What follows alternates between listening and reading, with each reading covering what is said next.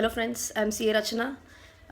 Right now I'm associated with DG sir and my batches are ongoing at Lakshminagar, Pitampura, Meerut, Saharanpur, Kolhapur, it's announced, Hyderabad, Jamshedpur, Hapur, Janakpuri, Yamuna Nagar. And of course I'm associated with Expert Academy as well, where my batches are ongoing in Pune. What happens is that many a time students ask me questions and I answer it through emails. Recently one of the student asked me a question about professional ethics, and it was his question that prompted me to think about starting a series on YouTube regarding what are the changes which occur in practice manual which students might tend to skip. I'll tell you the reason why. It so happens that if a student is giving attempts for maybe 2 or 3 or more number of times, you have a book with you, you are very much comfortable with that book because you have a lot of markings inside that, so you tend to continue that book. But friends, if you know this, that even practice manual answers are changed from time to time. So like if I'm talking about professional ethics, maybe in an earlier version, there is some question X which says that yes, this will lead to a professional misconduct. But now if you see the new version, you might find that institute now says that no, this is not a professional misconduct, or vice versa. Does this mean that there was a misprint earlier? Answer is no. There could be a higher ruling or a advanced ruling which goes against the initial ruling. So it is very much essential that you go through the newer and newer versions of practice manual. But I felt that practically it might be not possible for every student to go through the newer versions each and every time.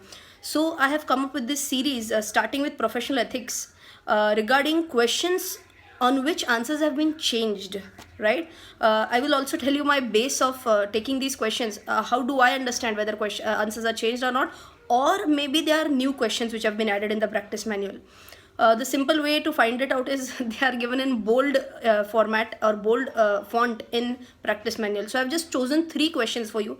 I'll just quickly go through what is the question for you. I'll read it out which says that there is Mr. P, a chartered accountant in practice, who entered into partnership with Mr. L, an advocate. I'll repeat, P is a chartered accountant and L is an advocate, for sharing of fees for work sent by one to the other.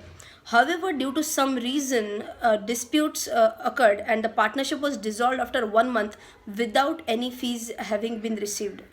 Now, the very first question which they really are focusing in the answer is, can a CA enter into partnership with an advocate? If you have read the older versions of PM, it says that it is a professional misconduct as you cannot enter into partnership with an advocate. I'm repeating, this was the older answer. If you check out the new practice manual, it says, and which is the correct stand, there is a regulation 53B which lists down as to which are the various professions with whom you can enter into partnership. इसमें अलग अलग professions दिए गए हैं, जैसे you have CA, you have CS, you have CMA, you have advocates, you have BE, you have BArch, architects. इन सब के साथ आप पार्टनरशिप एंटर कर सकते हो. There is no ban in that. So now if a question comes up stating that a CA has entered into a partnership with an advocate, will that be a misconduct? Answer is no.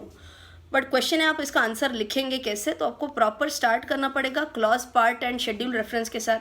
So you will start it in something like this which says that as per clause number 4 of part 1 of the first schedule of Chartered Accountants Act 1949, a CA in practice will be held guilty of professional misconduct if इनके साथ इन्होंने partnership करी है तो misconduct होगा. But इनमें कौन कौन एक्सेप्शन आते हैं?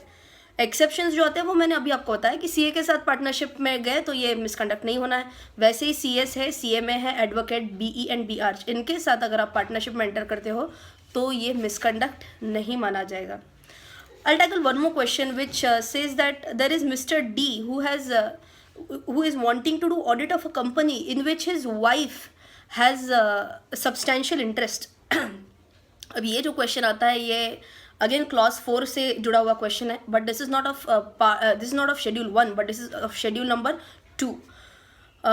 इसमें गड़बड़ क्या है बताती हूँ मैं आपको. If you read the bare clause it says that if you express an opinion on the financials of any entity in which your partner has a substantial interest, या फिर your partner has a substantial interest.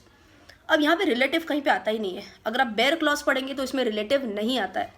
So there is something known as Council General Guidelines 2008 जिसमें बोला गया है कि अगर relative का substantial interest है तो इसको प्रोफेशनल मिसकंडक्ट माना जाएगा अगर आप ऐसे एंटिटी का ऑडिट करते हो तो। Let us take a simple case, मैं मेरे हस्बैंड के मैं एक एंटिटी का ऑडिट करना चाह रही हूँ जिसमें मेरे हस्बैंड का सब्सटेंशियल इंटरेस्ट है। अब यहाँ पे क्वेश्चन आता है what do you mean by substantial interest. It's as simple as having 20% और more of voting rights. So मान के चलो मेरे हस्बैंड की कंपनी या फिर मेरे हस्बैंड की फर्म है जिसमें सब्सटेंशियल इंटरेस्ट इसका आता है, तो क्या मैं ऐसी फर्म का या फिर क्या मैं ऐसे कंपनी को ऑडिट कर सकती हूँ? Answer is no. अगर मैंने ये किया तो that will lead to a professional misconduct. So मैंने अभी आपको जो क्वेश्चन बताया था जिसमें एक बंदा है जिसकी वाइफ का सब्सटेंशियल इंटरेस्ट है, if you are wanting to do audit of such a firm और such a company, yes you will be held guilty of professional misconduct. Substantial interest तो मैंने आपको बता दिया, but what do you mean by relative? Relative का भी clarification आया which says that relative is to be taken as what is defined as per AS 18 accounting standard 18। अब AS 18 में रिलेटिव कौन आता है? So let us have a quick recap. Father आता है, mother, brother, sister, son, daughter and of course आज Valentine Day है तो स्पाउस तो बोलना ही पड़ेगा यार, अदरवाइज रिलेटिव की डेफिनेशन अधूरी रह जाएगी। सो अगर आपने सिंपल तरीके से इसको समराइज करना है तो ये क्या आएगा बोलो? कैन आई से ब्लड रिलेशंस आता है 1 level up 1 level down same level. What do you mean bye 1 level up 1 level down? Father mother and son daughter same level आता है, ब्रदर सिस्टर, बट भूलना किसको नहीं है? Own spouse, right? So that is the definition of relative. Companies act में थोड़ी सी wider definition आती है। कंपनीज एक्ट में सन स्पाउस एंड डॉटर स्पाउस भी आता है, ये दोनों आपको AS 18 के डेफिनेशन से एक्सक्लूड करना पड़ेगा। सो प्रोफेशनल एथिक्स के लिए जो आपको डेफिनेशन माननी है वो सिर्फ AS 18 के हिसाब से आपको ये अच्छे से ध्यान में आना चाहिए, राइट? सो आपको अगेन इसका आंसर कैसे लिखना है तो बताऊँ। As per clause number 4 of part 1 of the second schedule of Chartered Accountants Act 1949, a CA in practice will be held guilty of professional misconduct if he expresses his opinion on financials of any entity in which he or his partner in his firm has substantial interest. इतना ही आता है, आपको आगे coat करना पड़ेगा। As per Council General Guidelines 2008, relative is also included. So अब relative ने भी अगर सब्सटेंशियल इंटरेस्ट होल्ड किया तो उसका भी मिसकंडक्ट माना जाएगा। उसका in the sense one who is trying to audit such a firm, उनका मिसकंडक्ट माना जाएगा। You will have to clearly mention council general guidelines 2008। अगर आप ये नहीं लिखोगे तो आपके मार्क्स कट सकते हैं, राइट? लास्ट क्वेश्चन देती हूँ फटाफट, ज़्यादा मुझे बड़ा नहीं करना है ये वीडियो। तीसरा जो क्वेश्चन है, अगेन आज मेरे को क्लॉज 4 पे बहुत प्यार आ रहा है, तो क्लॉज नंबर 4, बट वापस I take you back to first schedule only. एक बहुत क्लासिक केस है जो काफ़ी सालों से PM में आ रही है, which says that a CA is wanting to enter into partnership with CPA, American chartered accountant, या फिर institute of chartered accountants of England and Wales वाला चार्टर्ड अकाउंटेंट, राइट? तो इनके साथ पार्टनरशिप एंटर किया तो चलेगा क्या? आंसर इज, बोलो आपके हिसाब से। आंसर इज नो, आप पार्टनरशिप में एंटर नहीं कर सकते। अगर सेंट्रल गवर्नमेंट ने कोई स्पेसिफिक क्वालिफिकेशन इसमें मेंशन करा है तो आप इन्हीं के साथ पार्टनरशिप एंटर कर सकते हो, बट एज ऑन डेट इनमें से कोई भी नहीं आता है। मैम इसमें बड़ी बात क्या है, ये तो हमको ऑलरेडी पता है।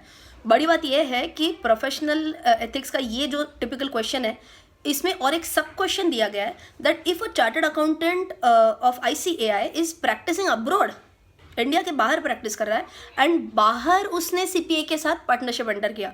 मान के चलो अब मैं USA में सेटल हो गई एंड मैंने USA के CPA के साथ पार्टनरशिप एंटर करा, तो क्या ये मेरा प्रोफेशनल मिसकंडक्ट होगा क्या? अर्लियर PM सेड ये मिसकंडक्ट नहीं होगा। CA एक्ट सिर्फ इंडिया को गवर्न करता है, इंडिया के बाहर ये गवर्न करता ही नहीं है। बट फ्रेंड्स इसमें भी बोल्ड में इसका आंसर आया which says that code of ethics जो है वो CA को अप्लाई करता है, भले ही ये इंडिया में है या इंडिया के बाहर है।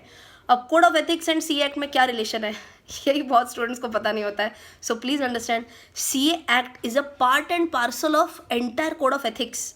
सो अगर आप स्टेटिस्टिकली देखे जाएंगे तो बड़ा सेट आता है कोड ऑफ एथिक्स, इसका एक छोटा सबसेट है professional ethics. So code of ethics अगर पूरे इंडिया को या इंडिया के बाहर भी एप्लीकेबल है, बेसिकली चार्टर्ड अकाउंटेंट जिसको ये एक्ट एप्लीकेबल होने वाला है उनको ही एप्लीकेबल है. सो अगर कोड ऑफ एथिक्स सबको एप्लीकेबल है, भले ही इंडिया में है या इंडिया के बाहर है, तो एक प्रैक्टिसिंग चार्टर्ड अकाउंटेंट, जो मैं मेरी एग्जांपल ले रही थी, if I were settled abroad, अगर मैं यूएस में यूएस सीपीए के साथ पार्टनरशिप एंटर कर रही हूँ, तो क्या ये मिसकंडक्ट होगा बच्चों? यस और नो? होगा. Yes, because code of ethics does not apply only in India, it applies also outside India. So I guess आपको ये 3 क्वेश्चंस अच्छे से समझ में आए हैं. I am planning to start this series, जिसमें मुझे जो इंपॉर्टेंट क्वेश्चंस लगता है ये मैं अपलोड करते रहूँगी. Please stay tuned. अगर आपको ये वीडियो अच्छा लगता है तो कमेंट करना ज़रूर, लाइक करना. अगर आपको लगता है कि मैंने और कोई वीडियोस किसी स्पेसिफिक थीम पे बनानी चाहिए, do let me know. In fact मैंने स्टार्ट में ही बोला, वैसे ये वीडियो बनाने का मेरे दिमाग में आया because of one of the student who had asked me a query. I guess he was from Delhi और UP. I don't remember the location exactly, but ऐसे ही आप मुझे भी बताते रहो, and definitely I will try my best to solve all your queries. Stay tuned. Bye bye.